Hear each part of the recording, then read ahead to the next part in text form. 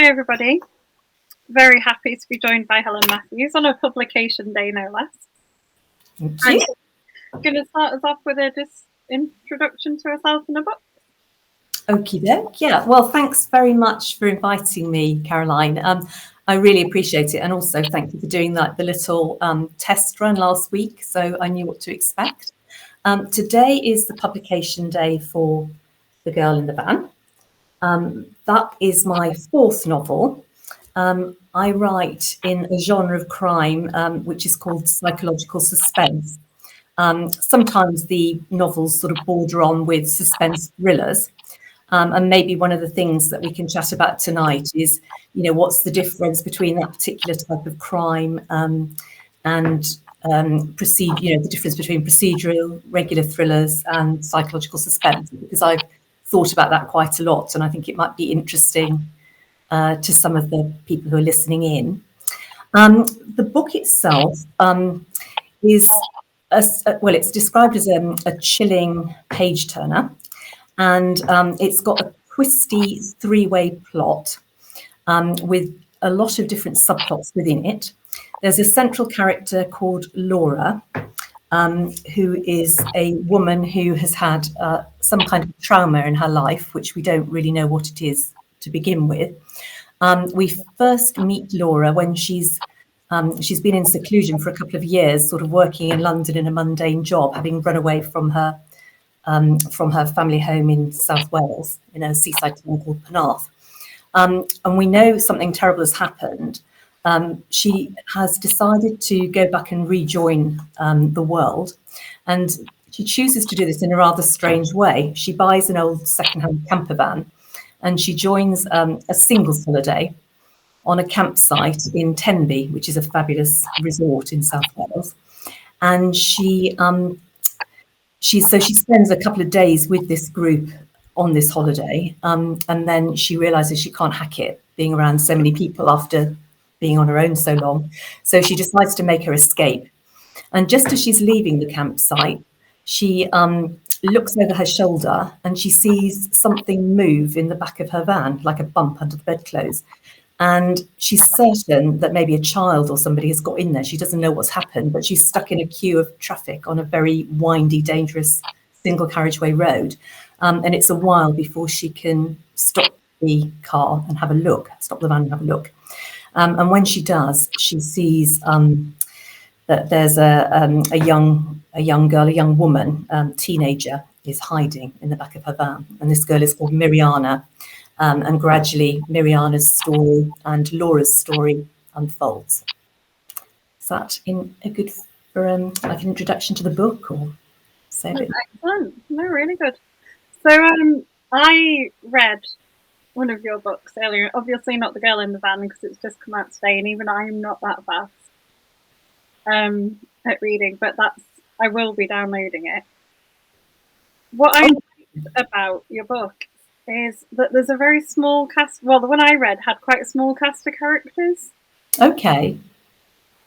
Which one did you read? I've got them all here. So the first one was that one, After Leaving the Village. I read Facade. Okay. So that's Facade.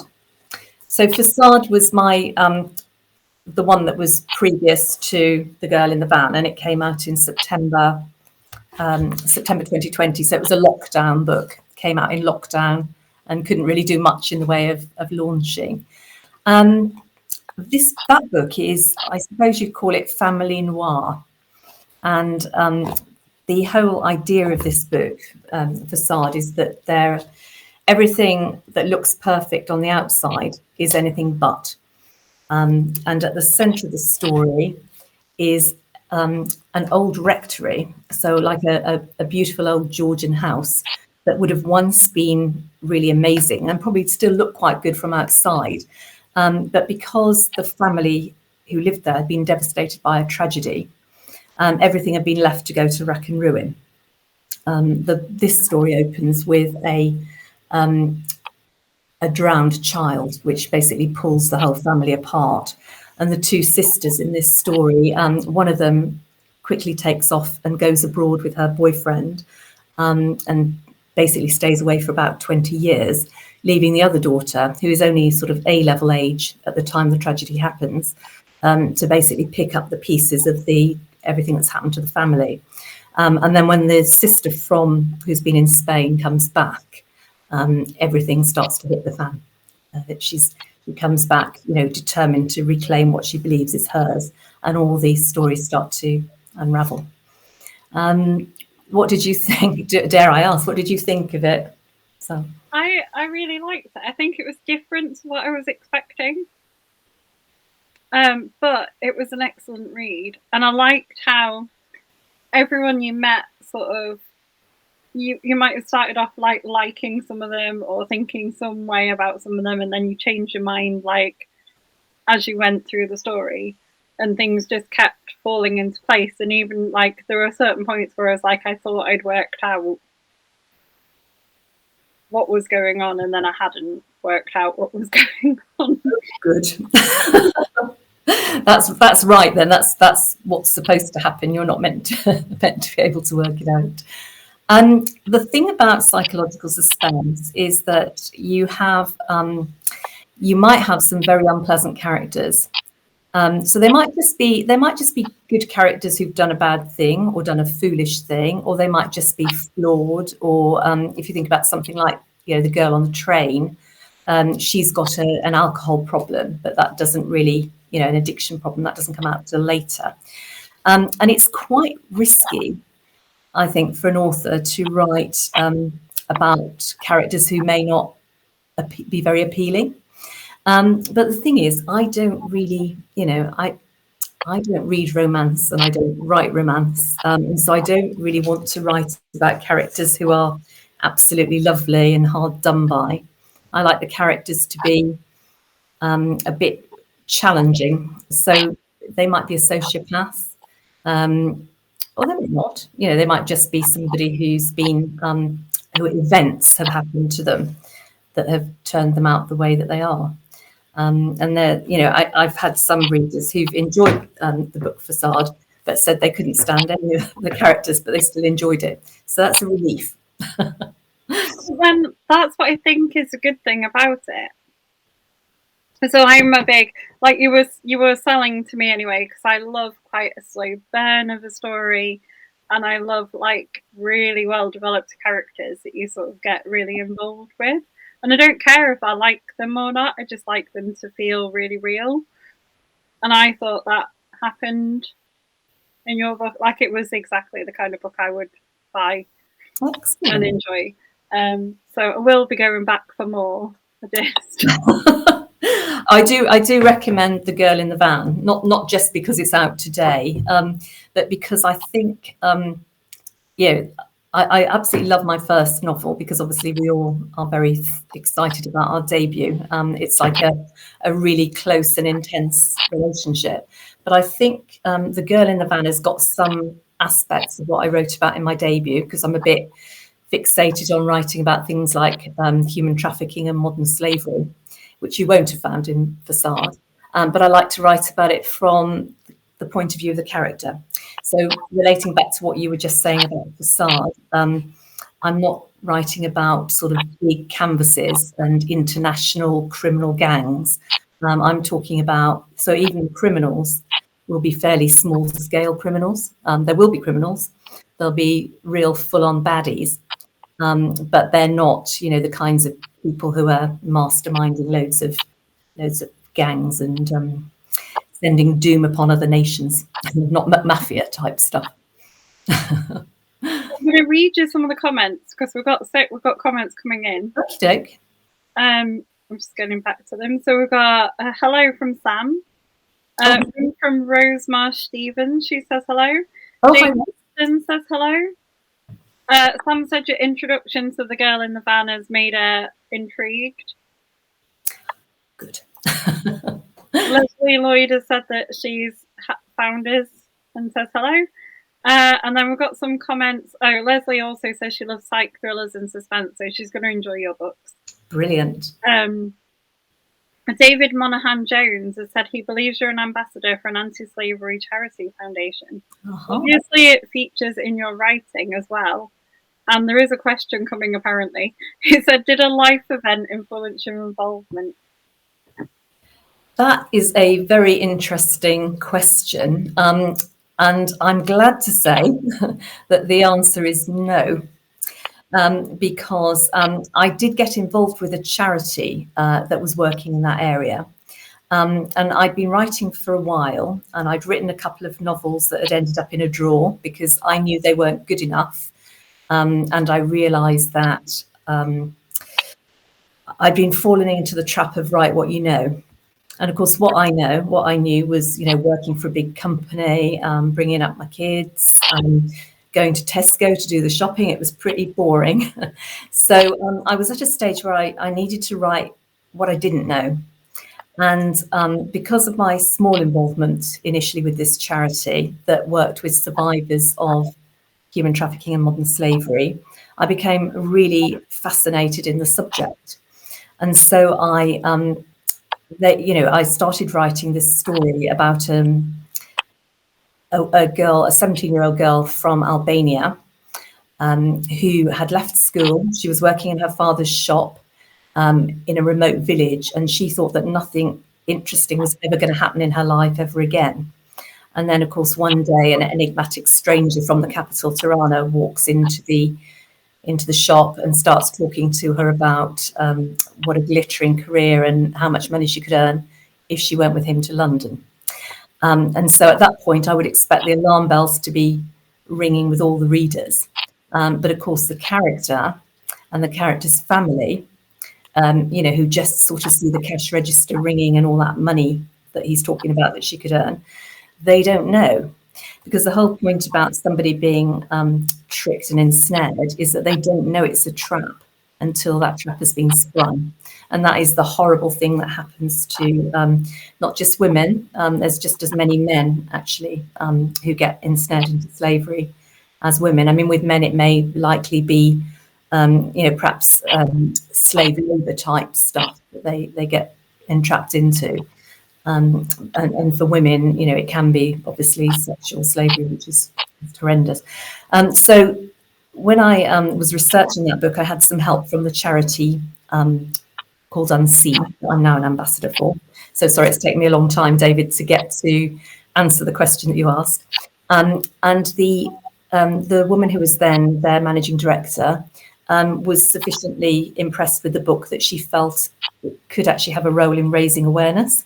And so she wrote an introduction, a foreword for my book, explaining that although I was telling the story from the point of view of a single character, actually it was representative of lots of people's lives.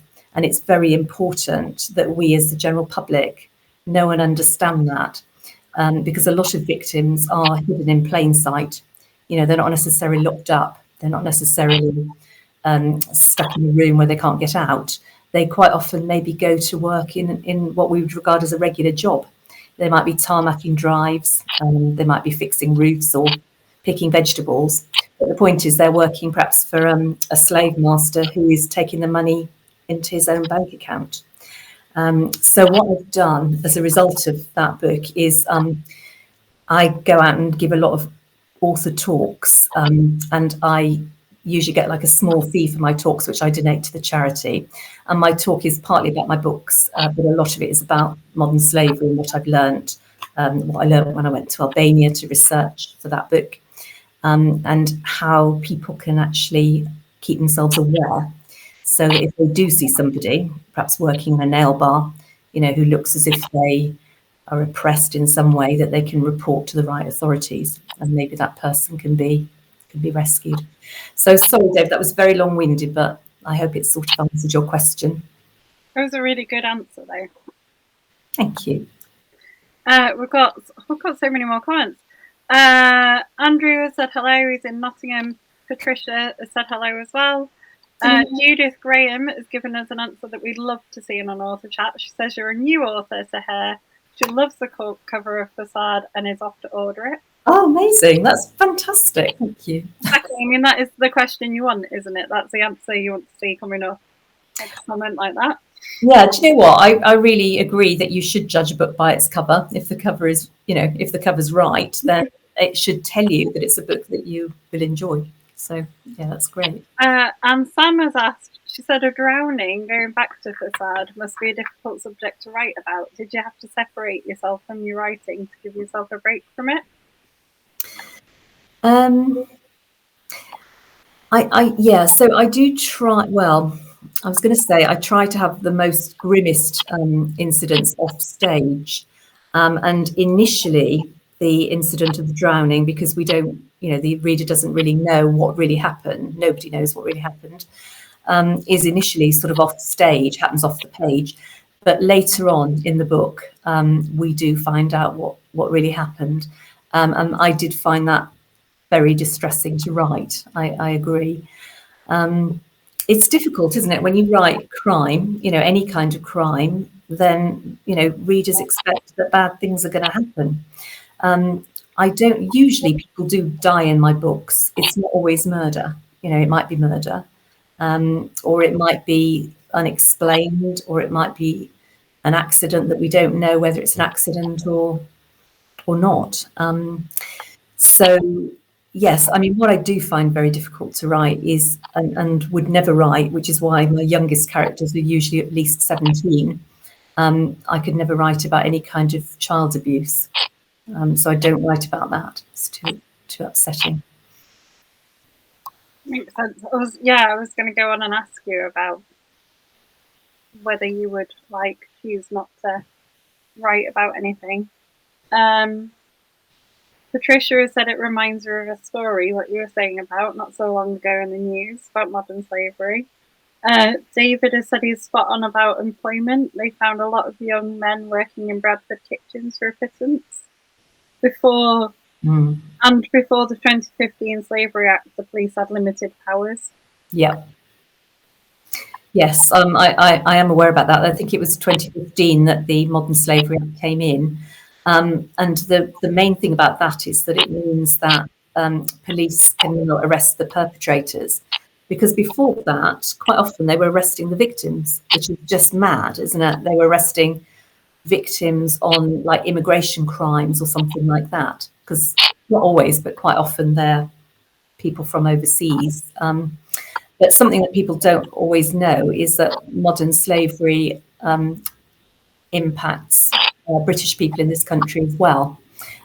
You've probably forgotten, or perhaps you won't have forgotten, but you might not realise that the Rochdale girls and the Rotherham girls cases were actually counted as human trafficking, because those girls were moved around. It has to have to be trafficking, it has to have an element of movement. It could be slavery without even moving somebody out of their house. But it doesn't have to cross international borders. It's not the same as people smuggling. It's about moving victims from place to place or from street to street. And that's what happened to those girls who were, British born. And the thing about the Bradford kitchens, there's many, many terrible cases like that. There was a similar one in Birmingham that I researched, where the perpetrators were Polish people. They went back to Poland and they rounded up men who were perhaps just out of prison, or they might be alcoholics, or they might have had a mental health problem. And they brought them over for jobs in the UK, telling them they'd get, because at the time it was legal. We were all in the EU. And these men worked in these jobs, and of course they got no money. The money went to the criminals that were exploiting them. And they were kept in the most terrible conditions, and they weren't even fed. So the way that particular gang was cracked was people working at a night shelter, serving like a soup kitchen, noticed that all these Polish men were turning up and were practically starving. And that is how that case was investigated, because people kept their eyes open. And that's what I'm hoping that my books and my talks will help to encourage people to be aware, and to keep a lookout for anything that seems not right. So yeah. Going on with the questions that we've got, Andrew has asked if your books are available in audio. Sadly, no. I wish they were. My publisher is Darkstroke Books. They are sort of primarily like a digital first book publisher, and they also bring out a paperback by print on demand. So audio is not something that they put any money behind, but maybe in the future that might happen. You never know. I love Audible. Yeah, more publishers seem to be doing it, even the smaller publishers. We had Hobeck on last week, and they were talking about making audio. But Yeah. I think it's a thing that a lot of people enjoy, isn't it? Yeah, what I've found, I'm somebody who I'm not a super fast reader, but I have a lot of reading that I have to do for book groups that I'm in, and then I read, manuscripts for other authors. I read other authors' books, and I try to read in my own genre, and I try to keep up with, what's really new. And I just cannot get it all read. So what I do now is I've got Audible on my phone, and I bought some earbuds, and when I'm walking the dog, I try to listen to a book on Audible. So that's actually got me back several hours in the week by being able to do that when I'm dog walking, because I walk the dog for many hours. I am not. I can't sit still long enough. Too fidgety and too distractible. Right. Yeah. I mean, if I ever did any ironing, then I might listen to Audible when I did that, but I don't do any ironing. I just iron something just before I need to put it on, because life's too short. I don't iron at all. Just no. Not gonna happen. So you said you read in your genre. What kind of authors do you enjoy reading? What's sort of your favourite read of the year? Oh, that's a big ask. There's going to be probably quite a few. I think the authors in my genre that I really admire are Lisa Jewell. She's made a transition, into psychological suspense and psych thrillers. I think she did start off in sort of women's fiction, but she really has nailed it in some of her recent books. The Family Upstairs, and lots of ones about the girl who disappeared, or the night she disappeared. And then last week I watched Louise Candlish's Our House on ITV. I don't know, did you watch that by any chance? I have read it. I read Our House when it came out, and I honestly thought it was like a masterclass in psychological suspense. It was very, very twisty. And then it was a 4-part serial on ITV last week. I thought they slightly changed the end, but I might be wrong, because it's a few years since I read it. But again, when I watched it on TV, I was really, really blown away with how clever it was. There were twists that, well, maybe I'll be able to think of that sort of thing in the future, but the level of twist was more than I've ever been able to think of. Did anyone watch it? So, oh yeah, I haven't watched it yet. Okay, I'm not. It's not watched it yet. Yeah. Yeah. It's on our list. I am not going to. I don't have a TV license, so. Okay. Is that so you can keep reading, keep your time for reading, or you? Yeah, maybe. I don't know. It's not a big TV watcher. Leslie has said you can sell the rights for audio. She knows Morgan Green, who self-published, did that. It doesn't make him money, but it puts the book out in another format. Someone else says, she also says that audiobook is great for quiet chores. Leslie's recorded Our House. And Sam says she listens to Queeve McDonald when she's cleaning. Okay. On audio. So maybe I'm missing out here. Maybe I should be going back in to go. Yeah, definitely. If you're doing something else at the same time, it's sort of basically doubling up the amount of time you've got available. So that's if it's something where you can't be physically reading. I mean, I know what you mean about reading, because when I was about 12 or 13, I used to walk to school reading Agatha Christie. You know, I was sort of walking, crossing all these busy roads, and then an old bat up the road told my mother. I got into big trouble for that. But that was how I got all of Agatha Christie read, because I'd walk around reading them. That is actually still how I walk to school quite often, with a book. Oh, really? What, reading on the way? On the bus and then as I walk down there. I think for safety then, for the sake of all of us and having you around, Caroline, you need to get all. It's a very quiet road that I work down, so it's fine. No one else goes out. It's pretty chill. Yeah, someone else has said they like to listen as they go to work. Sam has asked what your path to publication was and why you were drawn to crime fiction. Yes, so it was quite a long journey. So I did write a lot during my childhood, and I did, win a few things and had a few small things published. Sometimes if I'm doing a talk in a hall or in real life, and I look at the age of the audience, and if they're about my age, I'll sort of say, I had a few things published in Jackie, and some people remember that magazine. It was like a magazine for teenagers back some decades ago. So I went to university and I studied English literature, and that was probably not a good apprenticeship for writing, because you spend 3 years reading the most amazing writers on the planet, and from the olden days as well. And it's a bit overwhelming.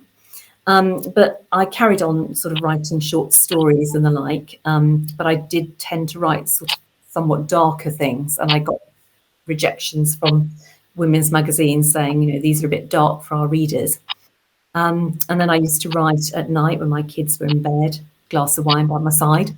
And what I found was, because I was working in a profession that was quite businessy, a lot of finance and a lot of legal stuff involved in it, I found it was starting to affect my creativity, and I couldn't really. Suddenly, I was putting these horrible businessy words in my writing, and I was just losing my creativity. So for a few years, I put fiction on the back burner, and I started writing articles and stuff for magazines, and I did have some success with that. And this was back in the days, just immediately before the internet, where publications used to pay even hobbyist freelancers. I wrote about family stuff. I wrote about France. I had something published in The Guardian. Had a couple of columns on BBC Radio 4. When I say columns, they're like an article, but you go in those days into the BBC and read them. That was on a programme that John Peel used to compare, the late and lovely John Peel. And then, as my children were approaching age for university, I thought, I'm really fed up. I'm just, going to keep on doing this career forever. I'm going to go to university as well and do an MA in creative writing. So we had 3/4 of the household were at university.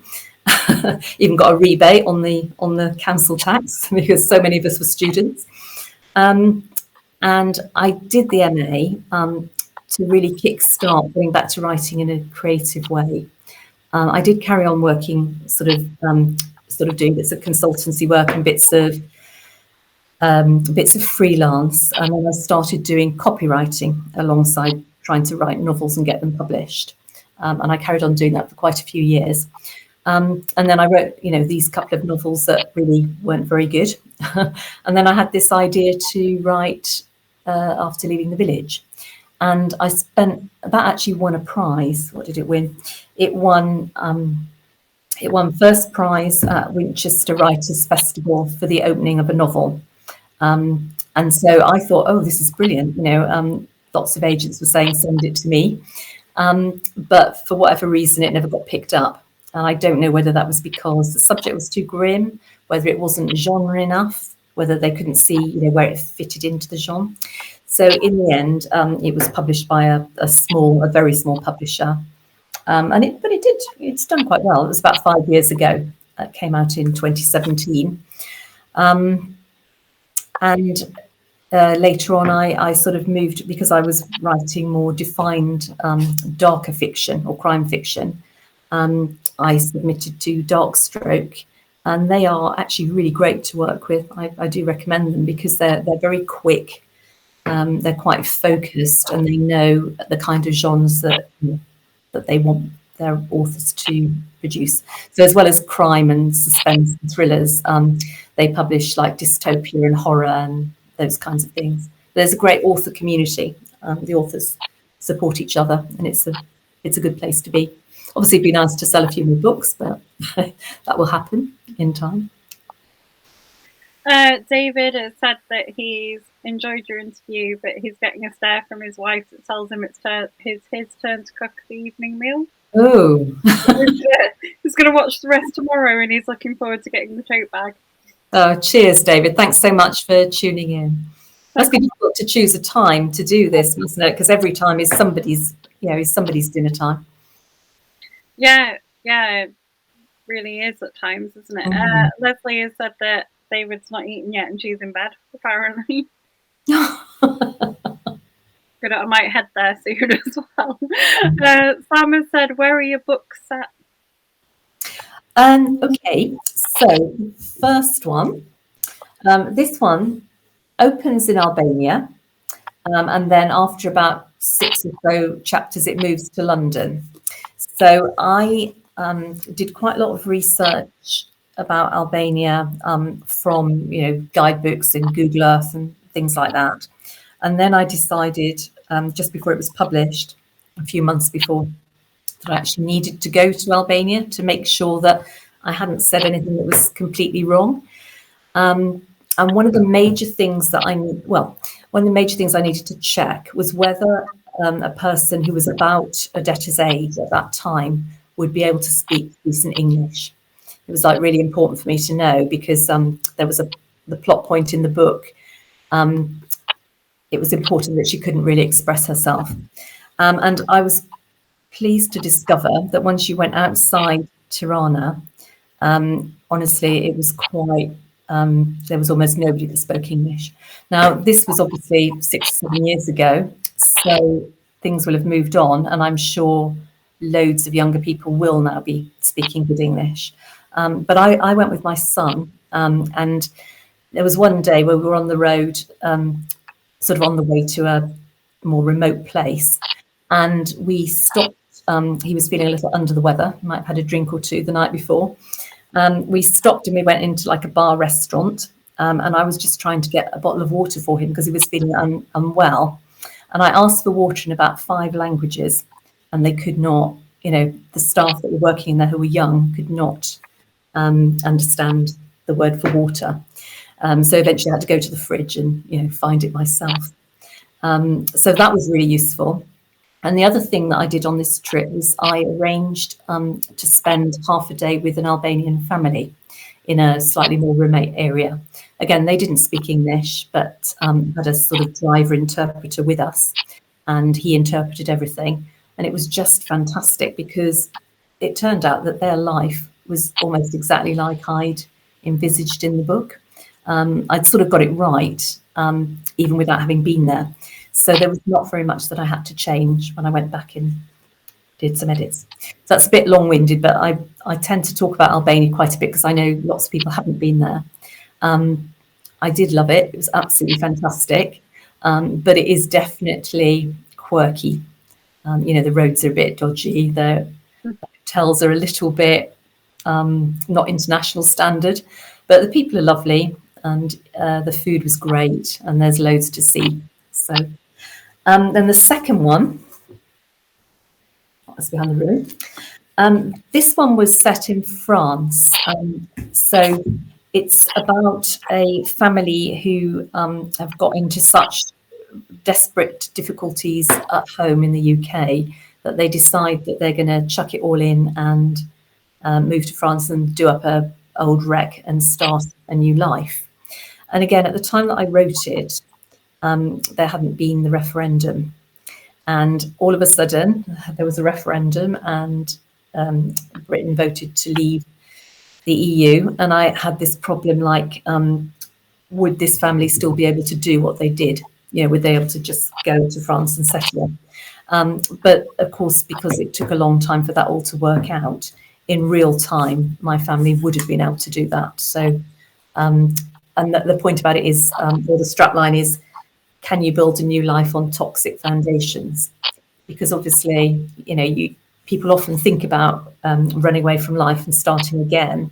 But if your relationship is toxic and if there's a lot of secrets and lies, then those things are going to follow you. And in this case, it does become quite dangerous and damaging. Yeah, so that's France. And then, of course, Facade is set in sort of in the Thames Valley, and in London. The old rectory is in the Thames Valley, I imagine.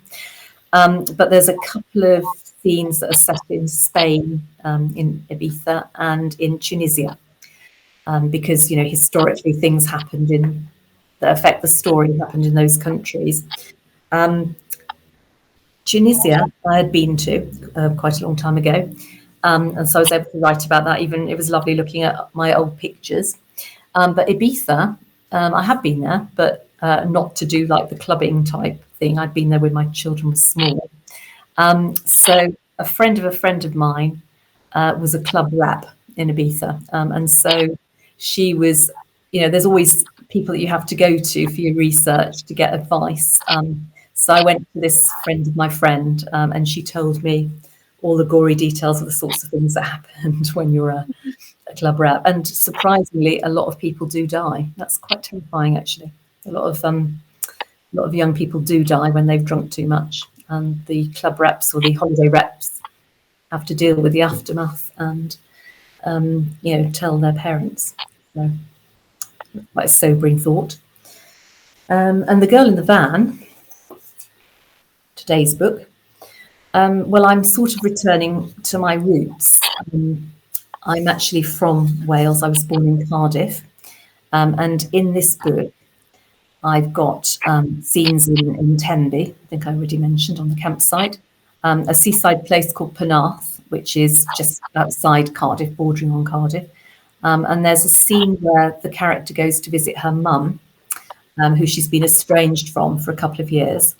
And the house, as I describe it, and the street is actually the street where I was brought up, and it's the house that my mum lived in. So sadly, my mum's no longer with us, but I did check with my sister whether she was offended by anything that I'd said, and luckily she wasn't. So yeah, you'll find a lot of Wales and some London. And the area of London is also an area where I lived. Yeah, so references to places like an open air Lido that's on Tooting Bec Common. That's a real place. It's quite close to where I lived when I lived in London. So yeah, so back to the UK really. Lots of abroad and now back to home. It must have been fascinating visiting Albania. Really, really fascinating.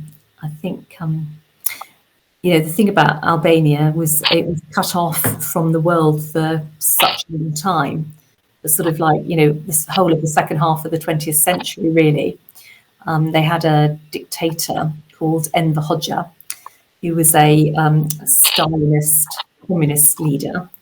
And he was, I don't want to draw any parallels to anything that's going on anywhere else in the world, but he was very convinced that the country was going to be attacked. And so he had all these bunkers built all over the country where people were supposedly going to hide, you know, if there was an attack or a nuclear attack. And they're still there now because they can't, they are indestructible. And they look like little, it's a shame, if I'd thought about it, I could have got some pictures to show you, but they look like little spaceships, with Close Encounters of the Third Kind, little domed structures. And they are just everywhere, all over. And so, of course, for many, many years, people had no idea of the outside world. They weren't allowed to practice religion. They weren't allowed to. They weren't allowed to travel abroad. They weren't allowed to see Hollywood movies. One of the only movies they were allowed to see was, some of you might remember, there was a British comic called Norman Wisdom, and his films were mostly sort of mime.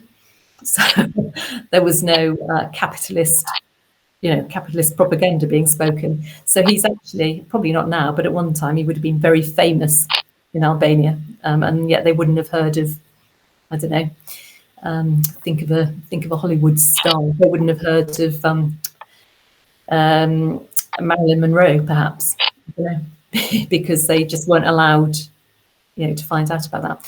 So you can imagine that a culture coming out of that, when everything changes, it's going to be difficult for people to adjust.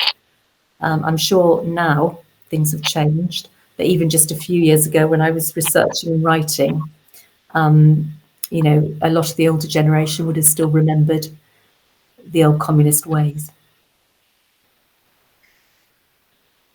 So Leslie has said that The Girl in the Van sounds like the best fit for her, which is good. So she might be off to download it. Oh, lovely. I hope you enjoy it, Leslie. Sam has asked if you read crime fiction when you're writing or if you avoid it and read other things. Yes, I've seen a lot of authors say that they don't like to read in the same genre when they're writing because they're worried that they might be that it might influence their writing, and I can sort of see, because sometimes I've written something and a reviewer or a friend has pointed out, oh, that reminds me of such and such. So I don't actively avoid it. I do actually read a little bit of non-fiction occasionally as well as fiction. So like lately I've been reading a few books about the brain and about medicine. I don't know why. I suppose maybe it's because I want to sort of figure out how to stave off Alzheimer's or something. But so maybe I might go for a more non-fiction read some of the time. I like a non-fiction read. What do you like? What do you enjoy? So I like science books, but I like science books in things and not the things I studied. Right. Yeah, no. So quite like physicsy ones or things like that I don't know a lot about. And then I like just anything that makes me learn. So the two I've read most recently are one about the development of the AstraZeneca vaccine. Oh, brilliant, yeah. Which is probably my best read of the year, or one of them. And then I read a history of the Amazons. Okay, gosh. Like warrior women, kind of across from like prehistory. Oh, that sounds brilliant, yeah. Yeah, I quite like those feminist reads. There's a lot to. Sometimes I'll read like a compilation, of stories of women who aren't well known in history. Rather than, because there's a few well-known women that we've all heard of, but among the suffragettes, for example, there were a lot of others, not just Emmeline Pankhurst, and so yeah, that kind of thing. So if you like books about the brain, Francis Crick wrote a really good one about the search for consciousness. Okay, I'll make a note of that. He's one of the team of people who discovered the structure of DNA. Yeah, it's the Crick Institute, isn't it? That's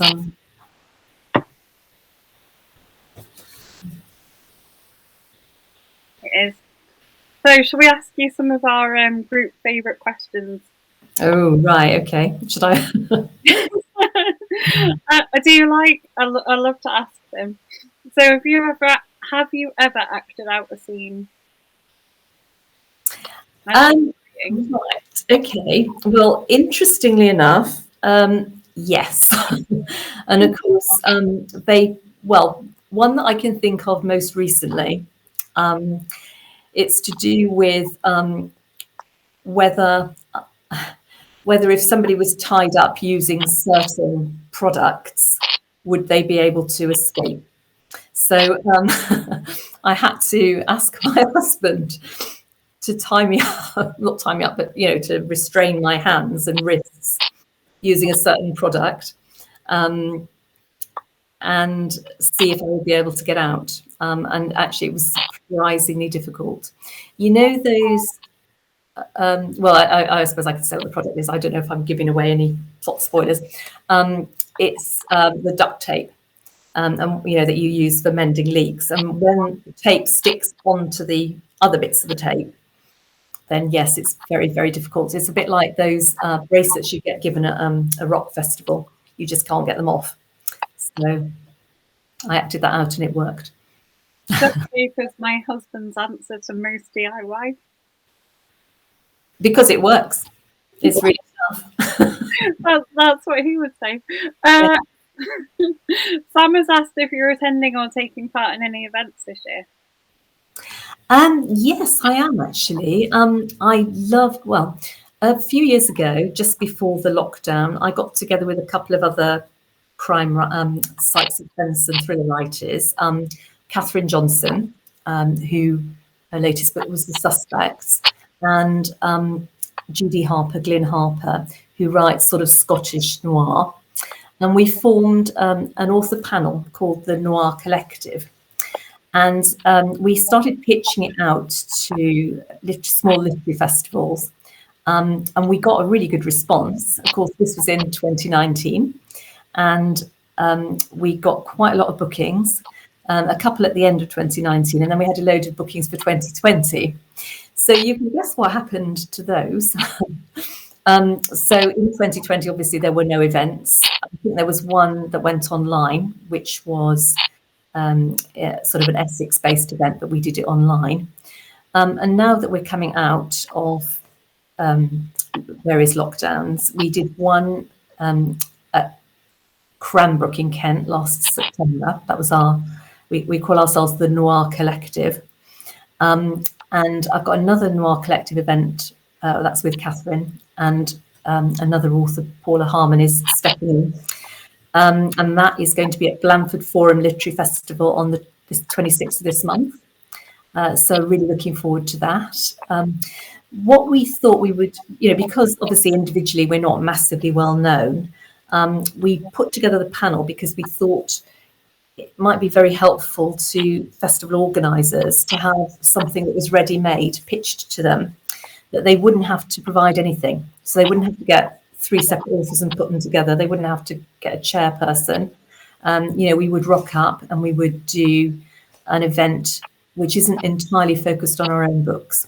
So we also talk a bit about the development of the genre, the development of psych suspense.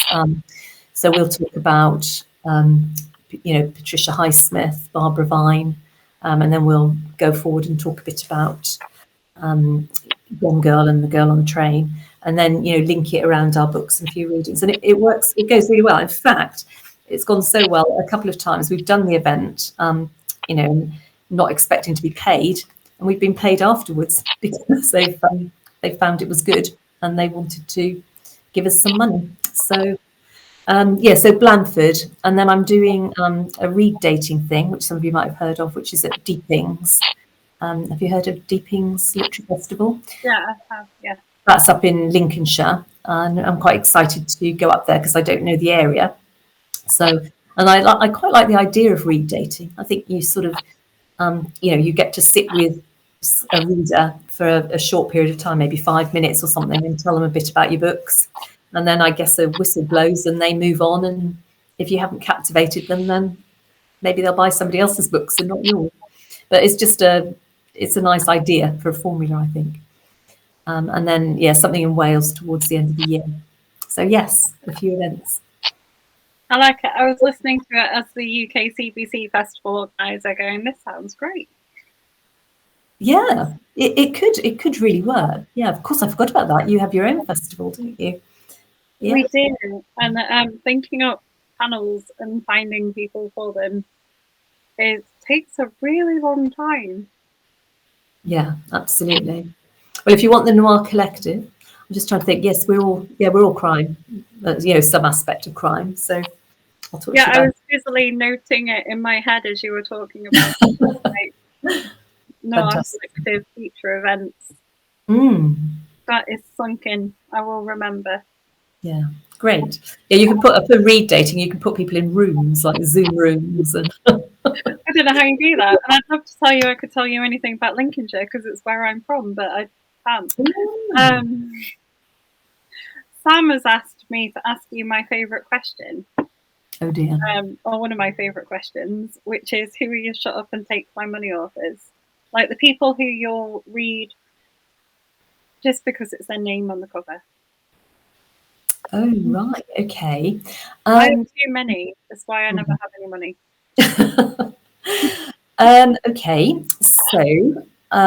So I've mentioned, so Louise Candlish, since I discovered her, I've read a few of her books and I do recommend them. She's the Our House writer. The other ones of hers that I've read are The Other Passenger, and I've got one called The Heights, which is on my Kindle at the moment, but I haven't read it yet. Lisa Jewell. Let me think. My mind's going to go blank now. Maggie O'Farrell. She is an absolutely brilliant writer, and she's gone across lots of different genres as well. I'm sure there's many more, but I'm not going to suddenly. I'm just not going to remember them. Oh, I tell you. Oh, yeah. I tell you who I've recently discovered that I really like is Tana French. You know, like The Witch Elm. She's a crime writer. Her books are set in Ireland, and I enjoy them because she's quite descriptive for a crime writer, and so the atmosphere is brilliant. They're quite literary, and I really admire her way with words. But some people, might find them a bit slow for a crime book. They're a bit more Donna Tartt-ish, Donna Tartt. Lots of detail, quite slow. Yeah, my kind of book. I like lots of detail and great. Quite slow. You're just describing what I like to read. Okay. Oh, yeah. Well, I think you would. Yeah. Well, if you're going to read Tana French, if you haven't read her before, start with The Witch Elm. It's spelled W-Y-C-H. That's a really good read. I haven't read her before. To be honest, my crime reading at the moment is very linked to our author chats. Yeah, of course. What's your favourite crime read? Oh, I don't know if I've got a favourite of all time. I have lots of authors I really enjoy. I'm quite sort of veer towards cozy crime. Okay. So probably one of the first authors I found and followed and bought everything of is Ellie Griffith. Right. Absolutely love her books. Mike Craven's books are amazing. I've just finished an ARC of his newest book. Brilliant. And people are in for a treat. We're slightly unpopular as admins, I think, in the group because a lot of us got an advance copy of his new book. Oh, right. Yeah. Yeah. And everybody else is jealous. Everybody else is jealous, and it is really good. So it's a good reason. But yeah, mostly cozy crime or I like paranormal crime. Okay. I haven't tried that, I must admit, but never know. Big fan of Sid Moore. She's really good. Like those kind of things. She writes, especially with like a bit of feminist fiction. Yeah. I do. Yeah. Very good. That's great. And then memorable moments as an author. Ooh, okay. I've got a memorable moment, which is a crime fiction related one. So when I was sort of, relatively new, I maybe had 1.5 books out or something like that, like one out and one just about to come out.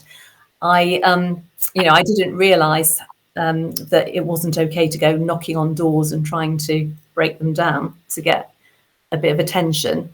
So I'd approached a literary festival in Woking saying, I'm local, I'm a crime writer, blah, blah. I'd love to do something or be involved. And of course, I heard nothing. And then just about a week before the festival, the organizer got in touch with me. They'd obviously read my little pitch and said, "Oh, you're a crime writer." I was like, yeah. Well, could you come and interview Tim Weaver at a live event at our literary festival because the person who was going to do it has dropped out? I was like, yes, I could. So at the time, I had not read any of Tim Weaver. So I read 2 in that week, and I got my husband to read another one and tell me what it was about. And I had to prepare my questions, and they had to be sent not just to the festival organizer, but they had to be signed off by Tim Weaver's agent, which was really quite funny. And I went along and did this event, and he was absolutely lovely, Tim Weaver. I don't know, I'm sure there are definitely people in the group who are fans of him.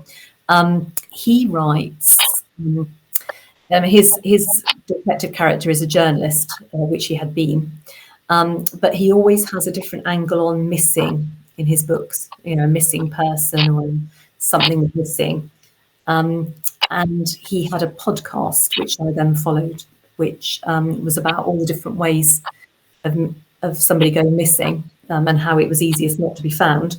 And I have, not only did I have the pleasure of meeting him and doing the event and getting a little bit of exposure for myself, but I've also learned a lot about missing people from Tim Weaver's podcast. And I do recommend his books. They're very good. Good way of doing it. It's amazing, like, what you learn when you interview people. I think it's an interesting thing to do. I've been told off for rubbing it in because the Mike Craven book was good. Yeah. Yeah. He's really prolific as well. He gets a lot of books out. Oh, he does one a year. Okay. I thought it was more. I struggled. I tried to do one a year, but it is a struggle. I know some people have to do 2 or 3 a year. I don't know how they can do that. It must be like being in the factory on a treadmill. I interviewed someone recently, Mary Chong, who's bringing out, like, I think about 4 this year. Crazy. It's like coming out 1 a month or something. Yeah. But yeah, she's got quite a few coming out. Yeah. We've got 3 minutes left, and as it's publication day, I feel like you should finish us off with a bit of a reminder about the girl in the van. Right. And what about the giveaway, Caroline? We will decide the people who win the giveaway when we go off there and post it in the group. Okay. So yeah, the girl in the van. What I've returned to writing a little bit about a modern slavery theme, and the modern slavery that's in this book is not trafficking. It's called County Lines, which you will have heard of, but you may not know perhaps as much as you. Well, perhaps you might not want to know anything about it. But the thing that shocked me when I found out a bit more about it was that even a lot of parents say they wouldn't know what to do if their child got caught up in this kind of drug gang exploitation of County Lines, and that did concern me. Obviously, I have a vulnerable character in my book, but County Lines can affect any child, perhaps a child that is excluded at school, might be picked on by a gang who might then groom them with gifts and the like. And before you know it, they're being sent out into small towns and rural areas to run drugs. So that's not the only, that is one plot, but that's not the only plot in the book. But it is something I'm very keen that people become more aware of, because there is help out there, and people need to be aware, and then they can think about accessing the help. Is that okay? Excellent. And then what's left to say is to enjoy the rest of your publication day. And thank you for joining us. No, thank you. I thoroughly enjoyed chatting to you, Caroline. Thanks for making it such fun.